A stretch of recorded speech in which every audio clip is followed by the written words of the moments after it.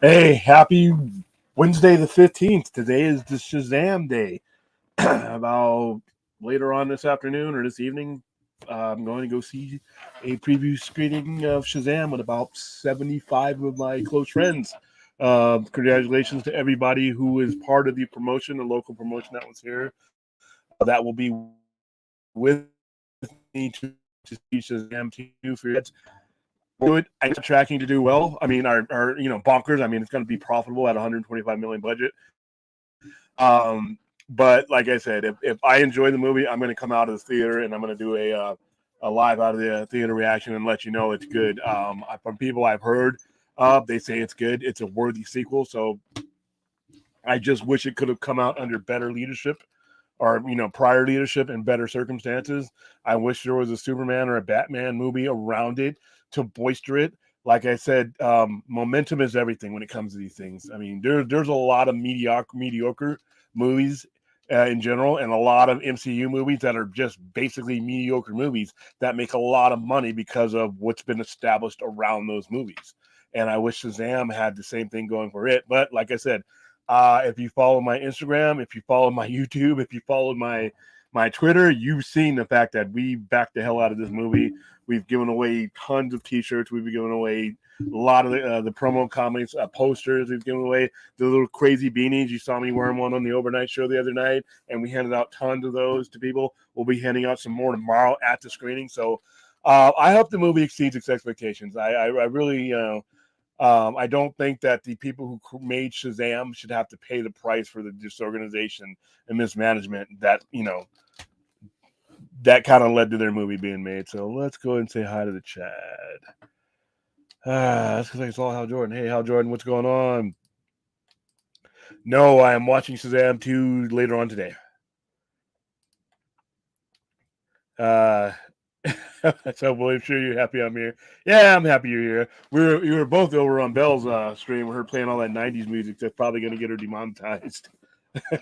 They're sure as hell going to copyright her ass out of there. But that was funny. She was bringing up Usher and everything. That was hilarious. But yeah, this is like I said, trying some new allergy medication today. Some stuff that won't knock me completely on my ass. And like I said, man, I will say it again and again and again. I am a child of Southern California, and somehow, some way, I must make my way back there. Because the weather in where I'm from, there's seasons. You had a spring, you had a winter. Vegas is just like basically you spend the majority of the year knowing you're headed towards that blast furnace, and when it gets here, it doesn't make it any easier. Springtime is, I when I was living in California, springtime did not destroy my allergies like it did here. Man, springtime in this desert, holy shit, it is devastating. All right, let's see. 50-50. 50-50. I think all of these guys, be honest with you, like I said before, I think James Gunn has put himself in a situation to where he's been ambiguous and cryptic enough to where you can't really say that he said whatever. Yeah, he's not using Henry Cavill for his Superman legacy, but that he never said he was never using him again. None of the people who are not part of the new plans, there's nothing that's been said. And even though people have assumed, oh, yeah, they're not going to do that, they're going to do that. Most of those people are full of shit for the most part. They have just as much knowledge as you or I. They're guessing. But as far as Gal goes, I don't, until he comes out and says that she's not in my future plans, then that's 50-50 as far as I'm concerned. Let's see. How you doing, Michelle? What's going on? Oh, we are here. I've been streaming actually pretty. I've taken a couple of days off. A couple of weeks ago, like I said, there was a bunch of stuff going on around our community I didn't want to be anywhere near. But for the most part, I've been on. I've tried to be on at least every other night, including our overnighters, until April comes around. Once April comes around, I'm going to have a schedule, and it's going to be something you can actually set your clock to. Most of the shows are actually going to be, like you said, they're going to be later shows because of my schedule, but you'll be able to count on those shows at least. I'm going to try to stream at least 4 times a week on a midnight Pacific time, and then I'm going to go back to doing our Friday show prime time. And then I'm going to go. We're going to do our overnight show, and then depending on what's going on, Sunday as well. So I'm gonna pick 2 days that I will take a break and let the news build up. But come April, that's when we're going to have this place set up the way I want it set up, lit instead of the ghetto lighting you see now. My championship belts that you see behind me, I'm going to have them all in front of me. I'm going to have a different setup. I have different cameras now. And I have the Stream Deck so that I can zoom in on myself and give you different angles.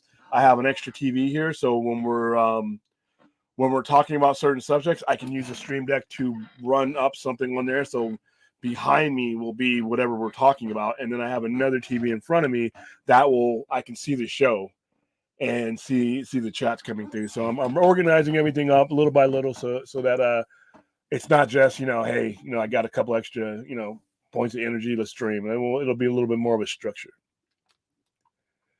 All right. Yeah. The spring is not as bad. It does suck. Like I said, if you have allergies, stay the fuck away from Vegas in the springtime. Holy cow. End of winter, beginning of spring, something happens to this place, and it's like an alien attack. And the last week and a half, 2 weeks, it's been absolutely horrid for me. The random nosebleeds, the congestion, that shit that when you first get it, it's that nasal drip, and then it settles on your tonsils and swells up your tonsils. I hate that. I wanted to rip my mouth out, but it comes every year. This year I was ready for it, and I tacked the hell out of it, man. I went to the doctor. I got shots. I got Benadryl. I got everything. I attacked it because I knew what was coming. So, and then the summertime comes, and it's just like literally suffering, And like I said, I've been in the Middle East. I've been for the military. I went to a place that is far hotter than Vegas will ever be. And when I was over there, I'm like, maybe I should move to Seattle or something. And then I got back here and I stuck it out here. And then every year it's like, and it's the sad part, it's only 3.5 months. From about late last week of May, all the way up till about mid-September, you're dealing with really crappy weather. So from the end of month number 5 until mid-month number 9, it's really not that bad. But it's just like when you're in the middle of it, it's like it's forever. It's like it's just yeah. Spring and summer suck here. Yeah, I wish I could. I'm here on business. So. Here we go. Starcipio. It's Eisenhower. Caesar was murdered 2067 years ago. Damn you, Brutish, you villain. Yeah. One of my favorite William Shakespeare's plays is Julius Caesar. I remember having to memorize that for high school. And then I went on, I became a fan of Shakespeare because of that version of it. And then I went on to Romeo and Juliet, which is why, guys, if you are a fan of William Shakespeare at all, and if you haven't seen the 1997 version of Romeo and Juliet with Leonardo DiCaprio and Claire Danes and John Leguizamo and Paul Dano, it is great. Paul Sorvino's in it. It is great. They go word for word, William Shakespeare, word for word. They don't have swords, but they have guns, and it's cops. I mean, it's great. But yeah, William Shakespeare is great. But yeah, the Ides of March, man.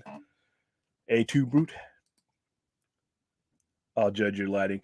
I think you're gonna like the lighting because, like I said, I've been playing around with it here because the light is going to determine how I set things up. So I played around with setting up here, and when you light this up, and if I can I can have the belts behind me just like I do now, and I can have my big gold belt right to my left and really come at an angle, or I can turn it everything this way, and I have a longer, it's like 30-foot length here. And I think I'm going to do that because I can. There's doors here, and there's not doors over there. So when I go for the wide shot, for when we're just talking non-topic, I want to be able to give you guys a wide shot that has all my stuff, my pop figures and stuff that I bring to the house, and my wrestling stuff, and then come in on a close. I won't have guests at this show because of the time of night that I was doing it. Well, when we start having guests in studio guests, it'll be at the center. And I'm setting up for that too. But yeah, I've really been working on the lighting. Working on different colors and everything else. But yeah, I have an entire light bar that I've clipped to the top of the ceiling here. That's really bright. It might be too much light, but like I said, we'll play around with it. JR Server, when do you think the future possibilities from DC 2023 movies will be announced? I could see after The Flash, but I could also see them waiting till after Aquaman 2. I see them waiting a significant time after The Flash. He may have stuff, but once again, I think he's giving himself a room to make decisions based off of what works with The Flash. If people walk out of the theater and they're just like, wow, that Supergirl's great. I want more. Ezra's great. I don't care what anybody says. Ezra was great and I want more. If they want, geriatric Batman back, at age 900, that they have to consider all of these things, because I think they would be fools to just go ahead and go hard forward and not look at the fact that, this resonated with people. We made a connection with people. You could still do your thing, James Gunn, but you use as much of that ammo that they've left you here to go forward with. So I think that you'll have some plans. You might have actors and actresses and stuff announced for the stuff that he's already done. Like you might get a Superman announcement or something like that. Who knows? It may be Comic-Con. I would originally said do it before Comic-Con because Comic-Con is so far away, but at the same time, The Flash is in June. And, second, third week of Flash's box office and the hype around it and the social media around it, he'll be able to judge whether, and him and WBD will be able to judge whether do we have something here.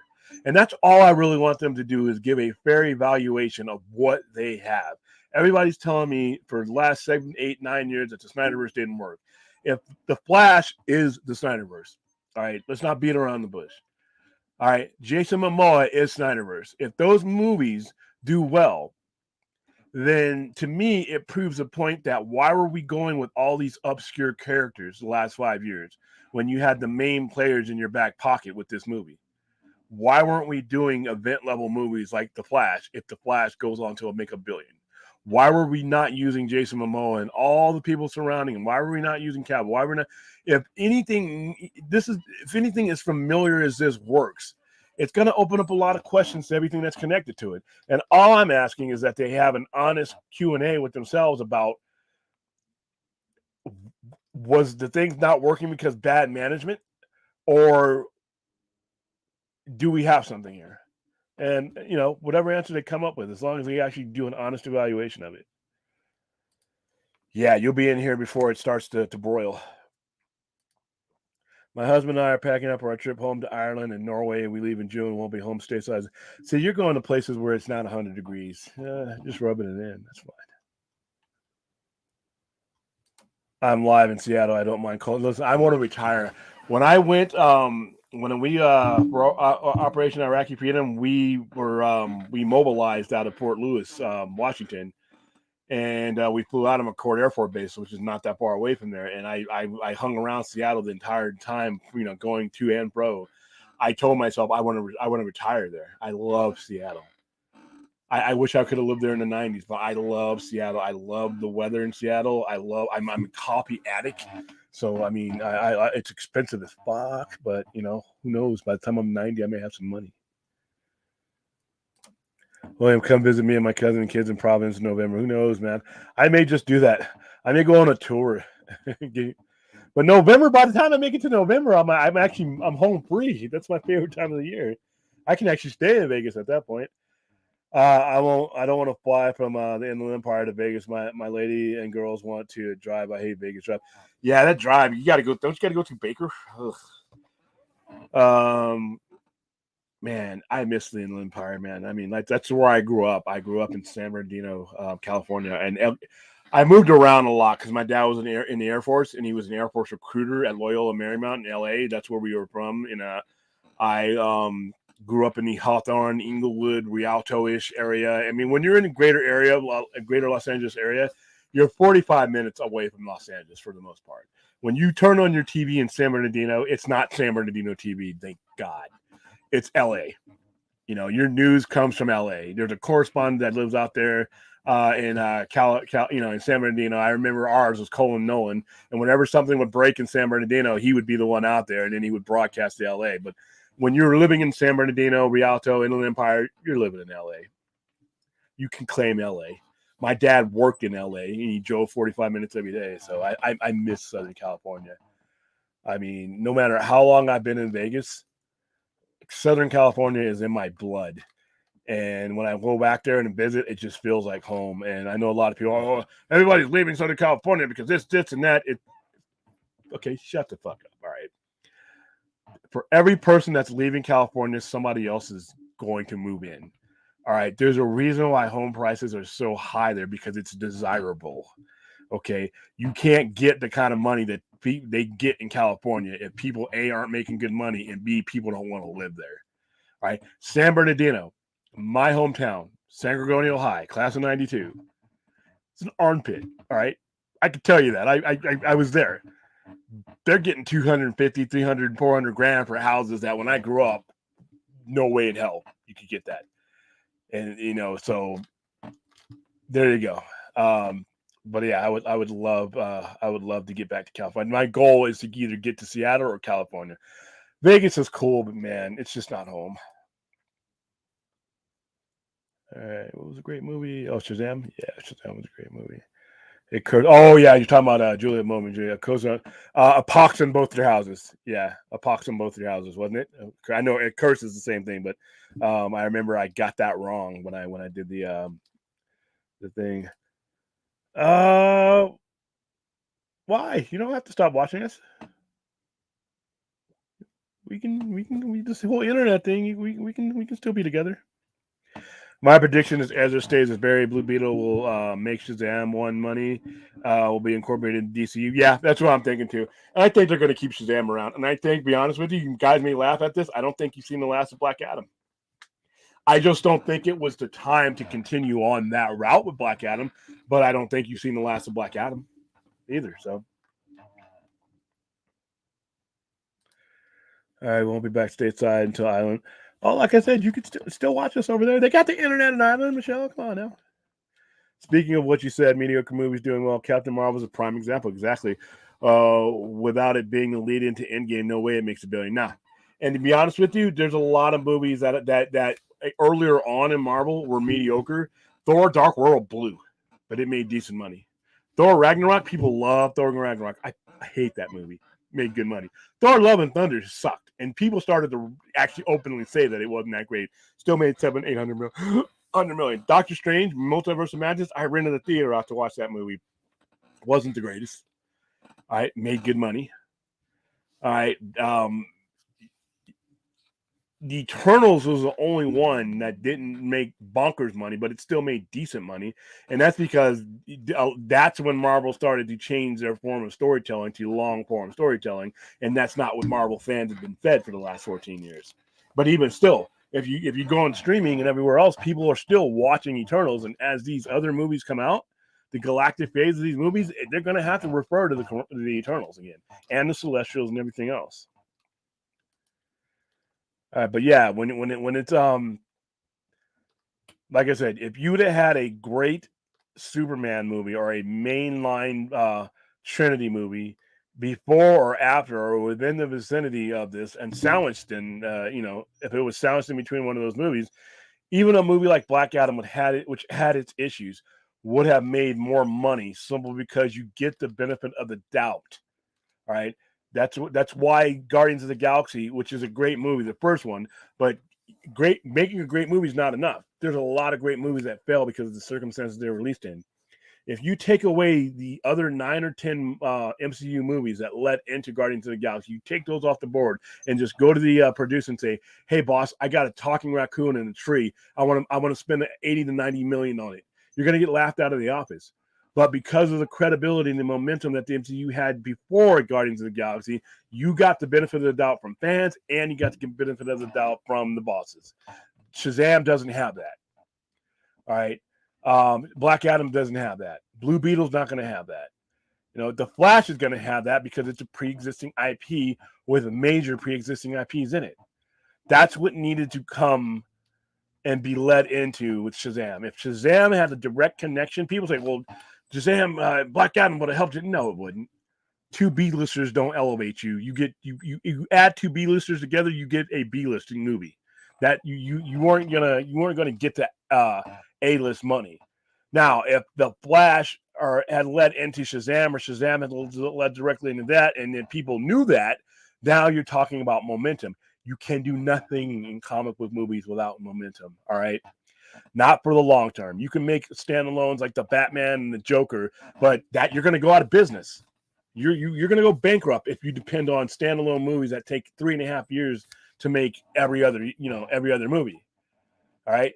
If you want to go out of business or not, meet your expectations, then yeah, let's rely on the Joker and the Batman to be the basis of your comic book universe. No, the kind of revenue that these guys generate, the kind of revenue that they were promised when they bought this $46 billion company with $43 billion in debt, that ain't Joker money. That ain't the Batman money. They need 6 or 7 Batmans types of monies to justify their purchase of the studio, at least as far as DC Element goes.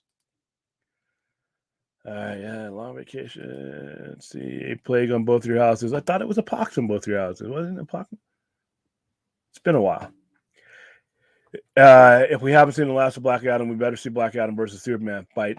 I think that to be honest with you, because of the way they've developed Shazam, if you were to have a Black Adam instead of having Magog as your primary enemy, I would have Black Adam as your primary antagonist. Because remember the conflict that's in Black Adam's movies with the Justice Society, because of society doesn't need heroes, how they view heroes. Black Adam's characterization in Black Adam is basically like what Magog's character was in Kingdom Come. You could move him out of that character. You could have Black Adam replace both him and Shazam, or have Shazam in that movie as well. Remember, in Shazam, Mr. Mind, the worm is in there. The mind controlling worm alien is in there. And if you remember, if you watch, if you read Kingdom Come, there's a mind controlling worm very similar to what Mr. Mind was that controls Black Adam and has him fighting Superman. So yeah, there's a lot of room to tell a good story there. My daughter's writing DC fan fiction. She's super talented. Any ideas of a fan publishing network? Digitally is probably going to be your best way. Digitally, it's gonna get it out there. It's going to get it out there to more eyes and just basically stand. I know a lot of guys who bring me their local stuff and I put it on the shelf, but I'm one store. If you get it on digits, you get it on websites and things like that, people can download it.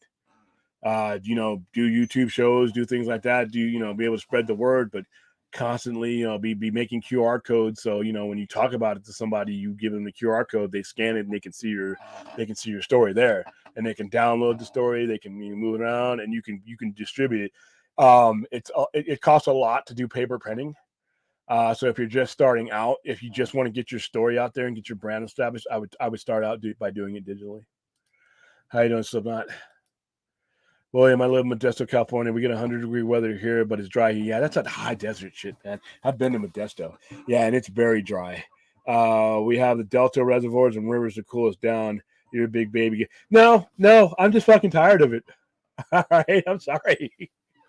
Once I went over to the Middle East and listen, it has to get pretty damn hot for black people to burn.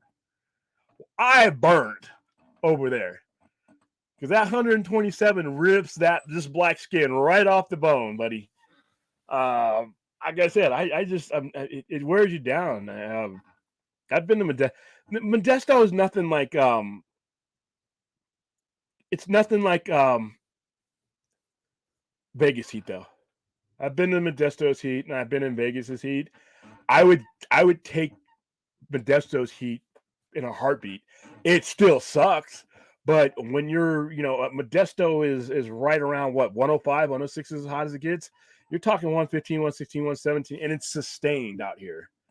Modesto, it goes down, it plunges. Here in Vegas, because of the valley, it stays a lot hotter, a lot longer. But you know what? Call me what you want. Tired of the heat. Thor: Love and Thunder wasn't my cup of tea. I thought Eternal was one of their better movies. Yeah, as somebody who is a fan of Jack Kirby's original works like that, I love the Eternals up to a point. Like I said, I didn't like the liberties that they took with making the machines or robots or whatever the fuck that was, and I did not like the characterization of Arishem and the rest of the Eternals. But other than that, I thought it was pretty decent. Darth Scipio, what do you think of Little Mermaid Blacklash, Freudian slip? Backlash regarding the trailer. Do you think there's some racist undertones because of the lead actors? Yes, of course. Yes, definitely. Definitely. No ifs, ands, or buts about that. I think that people, like I said before, they see when something is things for the most part have been represented as white for a long time. All right, it's just been the way the world was. Our society was not ready for the diversity when those things. Even it's always been white Catholic, white Christian, and basically that has been the stereotypical, prototypical American male. That's what was being put out. Even if you were a Jewish immigrant, you putting out making these characters like all of comicdom was in a Stan Lee, Jack Kirby, Bob Kane, all those guys are second, first and second generations. They were creating the prototypical, what America was looking like then, and everything that was being put forth, whether it be on TV, cartoons, everything was that. All right, all these main characters are always represented by white people. All right, so as the society and the audience starts to diversify, and you cannot stay in business if you cannot relate to your audience, and we're not all white. All right, look at America. All right, we're a tapestry of a lot of different ethnic cultures, and you have to at some point start representing those. And it's not woke; it's America. All right, so yeah, when people see something that was traditionally, but once again, it's a fictional character. There's nothing wrong with portraying a fictional character, whatever race or gender you want to, but that's what it is. People see that their representation is no longer the only representation, and they lash out, which I think is sad. I think that everything that happens in America, for the most part, should represent everybody that lives in it. People fight to get to this country from all different cultures. People risk their lives on boats, crossing rivers, doing everything they can. We're the only country in the world that I know of that people from all races and ethnic groups can come here and be American. So why shouldn't your characters and your comic book characters and your cartoon characters and your sitcoms represent the ideal of America? At some point, we have to stop. We have to let go of that old representation and take a look at the country and see that there's a lot of different folks live here, and that's what makes it cool. So when it's a Little Mermaid, whether it's a girl from Teenage Mutant Ninja Turtles, or there shouldn't be a backlash. Black people live in America. I know it's a shock. We're here. We've been here for quite a while. So if something that pops up on an American movie just so happens to look like one of us, we're one of you. All right. How you doing, Jacob? William, thought on why I can't talk. Robert Pattinson reportedly might not be able to appear as Batman in HBO Max series. I'm not real sure. I heard about that, but I don't know what that's all about. I don't know if it's contracts or anything like that. I don't know. I have to look into that, but it's not about him, so I don't think it'll be a huge issue. If it's about, it's about the Penguin, that's probably going to be the main focus with Batman in the periphery. But can appear as Bruce Wayne. Reports that the TV rights for Batman are caught up in legal limbo and robbing rights issues with Fox and Disney after the merger. Yeah, because of what Gotham and some of the stuff like that. I think that I think that's going to eventually come out in Warner Brothers' favor because of the fact that they own those IPs.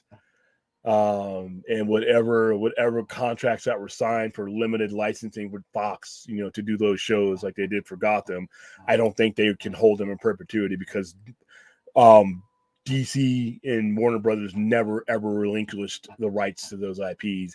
They may have contracted them out, but that's the difference. But I got to look into that though. Don't quote me. I got to look into that. Thor: Love and Thunder. I think they legit might have killed Thor in MCU. Listen, and one of the most painful things that I watched. I like Russell Crowe. I love Russell Crowe. I think Russell Crowe is one of the best actors in his generation. But the 10 minutes, whatever it was in Thor: Love and Thunder, it was the most painful 10 minutes of my life watching Russell Crowe. I felt ashamed for Russell Crowe running around in a gold tutu. That movie sucked on so many levels. But once again, had that Marvel momentum. If DC had that momentum, its mid-level movies would do better. William thought on Deadline reports Shazam: Fury of the Gods expected to have an 80 to 85 million worldwide debut. That's bad, and I hope that's not true. I hope that my efforts, and the efforts of my partners all over the nation who are promoting these movies, talking up these movies, are making it. That's bad. That's bad. It's a $125 million movie plus an ad budget. And now that you see, kind of the stuff that I've been handing out, it's that ad budget's probably another 50, 60 million. The first Shazam did 158 million worldwide. It's for its first debut weekend, I think. I hope those numbers are off, and I hope that people go out and see it. But I understand, though. As much as I want Shazam to bust through all this, I understand. I am going to tell you what I'm going to do. I'm going to go see these DC movies, even though I can completely understand why someone wouldn't. Given the information we have now, given this whole turnover and everything else, you bought into a shared universe. Nobody can tell you that you're wrong for not wanting that. And if you get the inkling that it's not as connected as you think, you're the consumer. You're the consumer. I can't tell you to go see these movies just because they're good movies. You can watch that shit on HBO Max. And I hope you're there with me watching this. But I understand. What you've been through as a fan the last 7 to 8 or 9 years, and what you're about to go through in the next 2 years, you might find something else to spend your time on. You're not going to hate. You're not going to protest or anything. But I can understand you not coming out. I would recommend that you do, because I think that this movie and the Flash, that if we are going to support these movies, and we do want some kind of continuity, money talks. Math is undefeated. Push Shazam over the top. Push the Flash over the top. Push Momoa over the top with Aquaman 2. And then put the ball in their court and dare them to turn down that money. Dare the corporate bigwigs to say, you know what? I'm going to take that guest money, that maybe money from 2 years down the line. I'm going to shove this pile of cash that just dropped on our corporate desk right now in order to get to that maybe money. You can put them in the position to have to make a very, very interesting decision. All right. Because like I said, when you can smell the cash that's sitting at the table while somebody's explaining a mental picture of potential money 2 years from now, guess what's going to win? So I really hope the $80 to $85 million is a low estimate. I would like to see it make as much money as it really did, but the realist in me understands that we may be in for an uphill battle with this one. Well, have you seen a film called 40X? Is it worth the purchase? No, I have not. Is that something I need to see? Hi, Rhea. How you doing? Person turquoise waving. You know what? Next time you come out here, Rhea, I'm going to get a T-shirt that says person turquoise waving. I think that's just the coolest thing. Jacob McKenzie thought that Shazam 2 only cost $100 million to make compared to Black Adam budget of $260. Managed by Hamada. Why did Hamada allow for $260 million to be spent? See, that's where the studio heads have to say no. All right. That's where the studio heads have to say no. People want to blame The Rock and $7 this, $7 that. They weren't the final say so. All right. Walter Hamada was the final say so. Why did Walter Hamada say yes to that? Why did Walter Hamada say yes to Black Adam to begin with? Yes to Black Adam, but no to more Superman. And whereas if you'd have had Superman in the atmosphere, your Black Adam movie would have been a lot stronger. Could have possibly been in that movie. I don't know why. Obviously, whoever said yes to $260 million, and a lot of it was another $60 million in reshoots. This is bad. This is bad business. Somebody at Warner Brothers has to say no. Here's your money. Here's your number. This is where you are at on the pecking scale as far as priority goes. All right, Shazam costs $100 million, and that's perfect for Shazam. You can't spend A-list money on a B-list product because you don't know what your return is going to be. You should know at this point what your return is going to be on an Aquaman or a Wonder Woman at this point.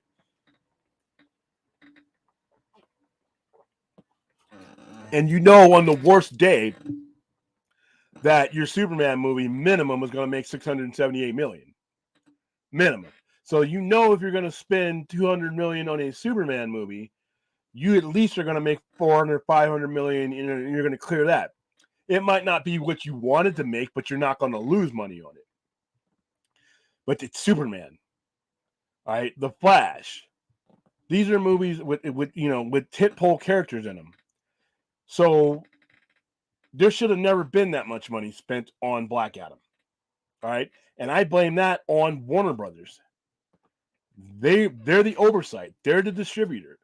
They're the ones who put together the financing, for these movies. Yeah, $7 Production was a production company, but they're producing it for their client, which is Warner Brothers. And Warner Brothers had complete control over this entire situation. But they couldn't say no. They could say no to everything else, but they didn't say no to that. So that is why I don't let the previous regime off the hook. Everybody wants to blame The Rock. I laugh at him.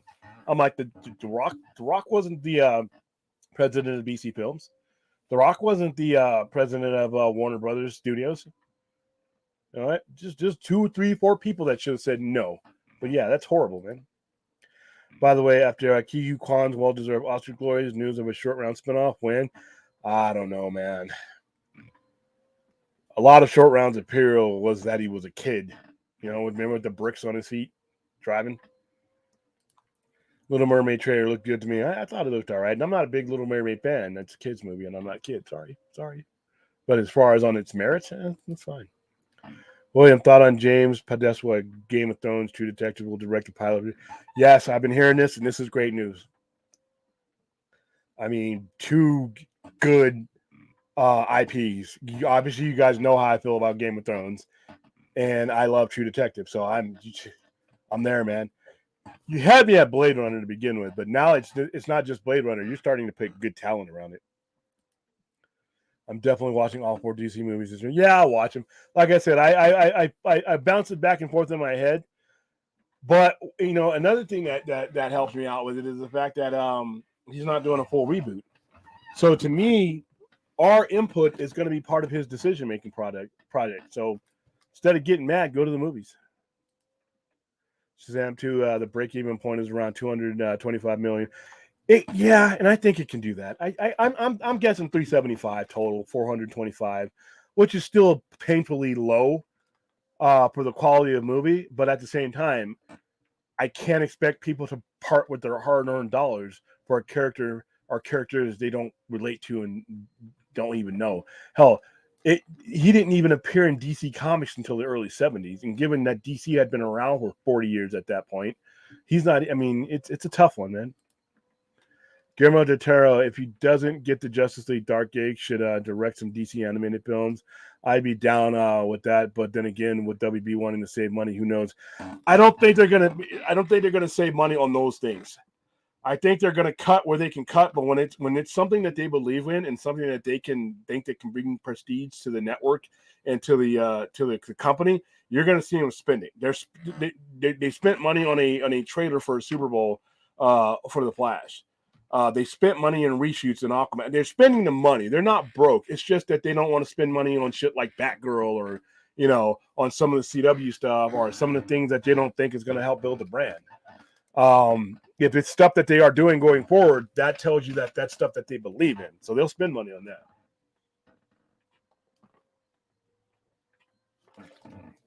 So yeah, I think they understand that they need to cut things because it was a company that they purchased in debt. But I also think they understand that you get what you pay for. You cannot go cheap when it goes to DC. If you go low budget with DC, the expectations will get lowered and the product will get lowered with it. You can't present DC films as something cheap, or people will dismiss it as something cheap. JR Server, the earlier reviews of John McFour, I've lost count of how many people are calling it one of the best action movies ever made. Religion Cardi. Yeah, I had a schedule conflict. I gave away t-shirts, tickets, and coins to John Wick Chapter 4. I was not able to go, though, because, like I said, I had a schedule conflict, and I didn't want to take 2 days away from the store, and I'm going to be there at Shazam tomorrow. So, William Fox owns the TV rights since they bought the 1996 Batman series. I'm gonna have to look into that because I think there's some caveats. I don't dispute that what you're saying is not true or true, but I think there's a lot of legalities around that. It's just like the whole Hulk Submariner situation. There's a little bit more to it than just that. I have to look up the exact contract though, because I think there's ways to do it. But also you also realize that streaming is different though. Do the same laws that apply to streaming apply to network TV rights, and IPs and things like that. So who knows? I'll look into that though. I want to know the specifics of that myself. William, it's unfortunate that Russell Crowe made a fool out of himself in Thor: Love and Thunder, but that's what happens when you need cash. Helen Mirren looks ridiculous in Shazam 2. Money talks. I've heard her and Lucy Liu are actually pretty good in it. And Helen Mirren is, dude, at least like 900. She looks hot still, but and she's an Academy Award winning level actress. I mean, I think she's having fun with this. Is Russell Crowe that hard up for cash though, man? I mean, this guy's like an icon. He can, and I think he lives cheap. Oh well, we'll find out. Post Zack Snyder's Justice League, the best the old regime could give us was those characters together with a semi cameo and Peacemaker. That tells you everything about how backwards the thing. Yeah, dude, we can do an entire overnighter stream on how back assward that regime was, starting in 2013 with Ishihara fucking up, and then who he appointed, and then it was downhill. Once Romanoff, who should have taken over Warner Brothers, was passed over, and you got Ishihara, that's when things went bad. Romanoff built that palace that was DC Films. So yeah, once the wrong people got in charge, it was all downhill from there.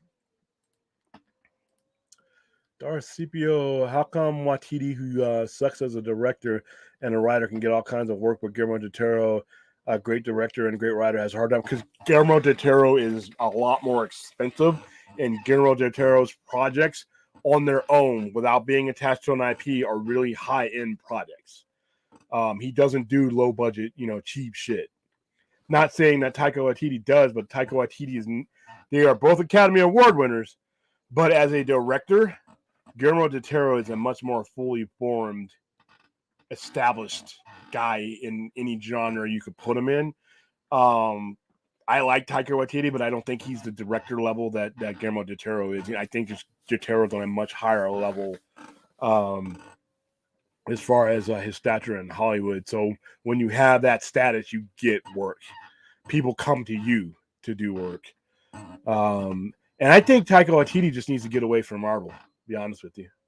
Because Jojo Rabbit, the movie that he won his Academy Award for Best Screenplay, is not Jojo Rabbit. Yeah, Jojo Rabbit. Yeah, Jojo Rabbit. Is excellent. That same guy who did Jojo Rabbit did Thor: Love and Thunder and Ragnarok. So sometimes you're only as good as the material you were given at that level, but Guillermo del Toro is good at any level with any IP. I hate when other directors handle Zach's characters. They come off as cheap in other people's movies. The Josh Wilson filming Batman. Yeah, well, that was horrible. And then I know a lot of people love Patty Jenkins. I don't like her handling of Wonder Woman without Zack Snyder as an executive producer and part of the creative team. So, yeah, Taika's been in a lot of stuff. He was in Suicide Squad too, wasn't he? He was. Didn't he play Ratcatcher? Ratcatcher's 1. All right, let's see. All right, guys. Well, hey, Midnight Express, 45 minutes. We just hit 50 minutes.